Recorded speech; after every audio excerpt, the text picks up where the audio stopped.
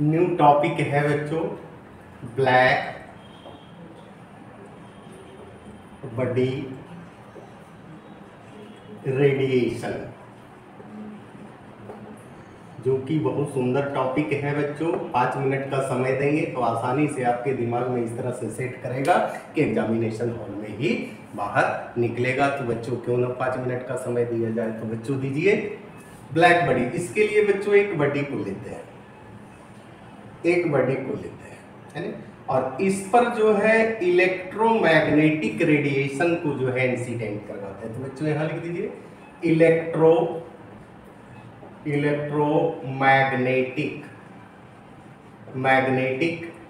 Radiation incident करवाते हैं। Incident करवाने के बाद क्या होता है कि इसमें से कुछ एनर्जी को जो है बच्चों अवशोषित यानी एब्जॉर्ब कर लेता है, कुछ ऊर्जा को एब्जॉर्ब कर लेता है, एब्जॉर्ब कर लेता है। अब कुछ ऊर्जा को जो है बच्चों ट्रांसमिट भी करता है, ट्रांसमिट भी कर देता है, और कुछ एनर्जी को जो है बच्चों क्या करता है, रिफ्लेक्ट कर देता है, रिफ्लेक्ट करता है। अब इसमें जो एनर्जी को एब्जॉर्ब करता है ना, उसको समय समय पर क्या करता है, रेडिएट करता है, रेडिएट करता है ना। अब बच्चों हम लोग एक ऐसे बॉडी को लेते हैं जो कि बिल्कुल क्या हो, ब्लैक, यानी ब्लैक बॉडी। ये रहा आपका ब्लैक बॉडी जो कि पूरी तरह से ब्लैक है, काला है। यहां लिख दिए ब्लैक बॉडी। अब इस पे जो है इलेक्ट्रोमैग्नेटिक रेडिएशन को इंसिडेंट करते हैं। तो इसमें होता क्या है कि इसमें एनर्जी, टोटल एनर्जी को एब्जॉर्ब कर लेता है, एब्जॉर्ब कर लेता है, यानी हर एक फ्रीक्वेंसी के इलेक्ट्रोमैग्नेटिक रेडिएशन को एब्जॉर्ब कर लेता है, और समय समय पर हर एक फ्रीक्वेंसी के रेडिएशन को इमिट भी करता है, रेडिएट भी करता है, रेडिएट करता है।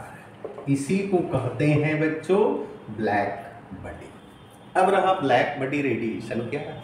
इसके लिए बच्चों हम लोग एक कंटेनर को लेते हैं, एक कंटेनर को लेते हैं।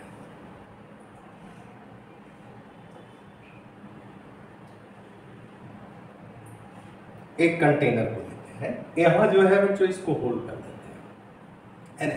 अब इसमें इसके अंदर के लेयर को, है ना, इसके अंदर के लेयर को इस तरह से लेप कर देते हैं।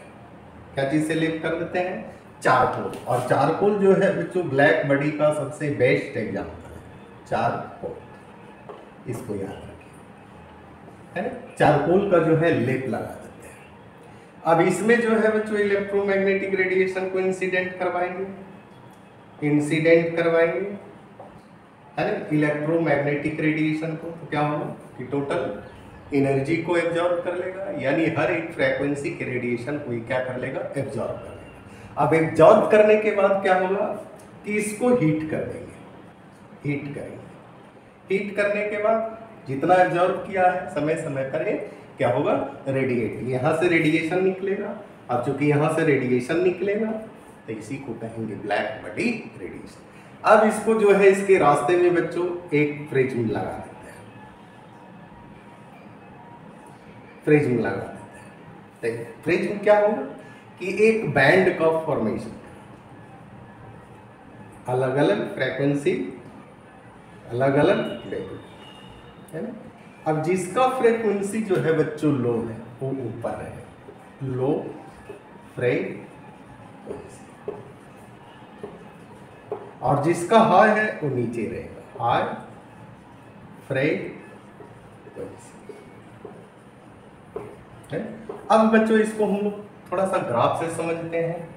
इसमें दो एक्सिस लेते हैं, एक को एक्स मानते हैं, दूसरे को वाई मानते हैं।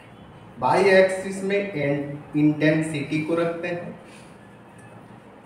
और एक्स एक्सिस में वेवलेंथ को रखते हैं, वेव लेंथ को रखते हैं लैम्डा, है ना। और इसको क्या चीज से रिप्रेजेंट करते हैं, नैनोमीटर या एंगस्ट्रॉम।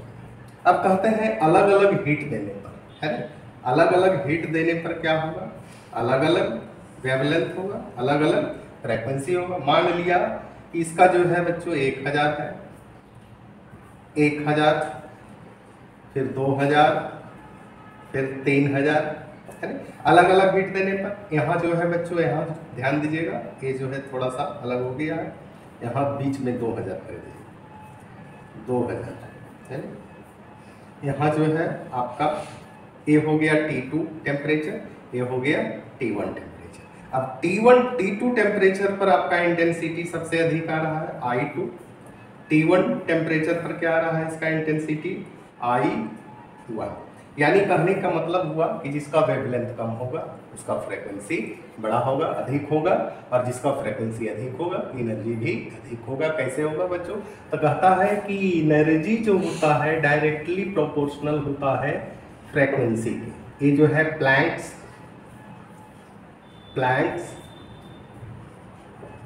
क्वांटम थ्योरी कहता है, क्वांटम थ्योरी। अब इसको प्रोपोर्शनल हटाते हैं तो क्या हो जाता है, प्लैंक्स कांस्टेंट आ जाता है, जिसका वैल्यू होता है, यहाँ है लिख दीजिए प्लैंक्स कांस्टेंट, प्लैंक्स कांस्टेंट, और इसका वैल्यू होता है बच्चों 6.626, हाई भी रहता है 10⁻⁻34 जूल सेकेंड। अर्ग में लिखना है तो -26। ये रहा आपका फ्रीक्वेंसी, है ना। अब यहाँ फ्रीक्वेंसी, यहाँ एक फॉर्मूला और आप बैठा सकते हैं, hc/λ, ये फॉर्मूला हो गया। और c है स्पीड ऑफ लाइट, जिसका वैल्यू होता है, न्यूमेरिकल बनाइएगा तो पुट कीजिएगा 10⁸ मीटर पर सेकेंड, अगर मीटर पर सेकेंड, अगर सेंटीमीटर में करेंगे तो 10 सेंटीमीटर पर सेकेंड। इसको भी लिख लीजिए 3 10⁻10 cm पर सेकेंड। अब बच्चों यहाँ तक छाप लीजिए।